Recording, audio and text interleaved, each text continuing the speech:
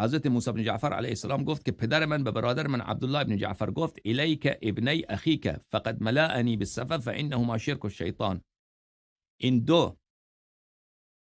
دو برادر محمد ابن اسماعیل و علی ابن اسماعیل، اینها را از من دور بکن. اینها با حماقتشان مرا بسیار اذیت کردن، با نادانیشان. اینا فانهما شرک الشیطان، در نطفه اینا شیطان شریک شده. بله، چون آیه قرآن مجیده که شیطان در نطفه آدم شریک می شود، در نطفه اینا شیطان شریک شده.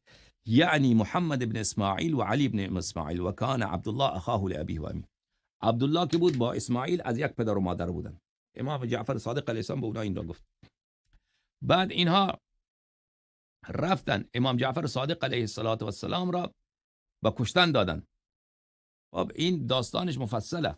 همین محمد ابن اسماعیل و علی ابن اسماعیل و جعفر ابن محمد برادر امام کاظم علیه السلام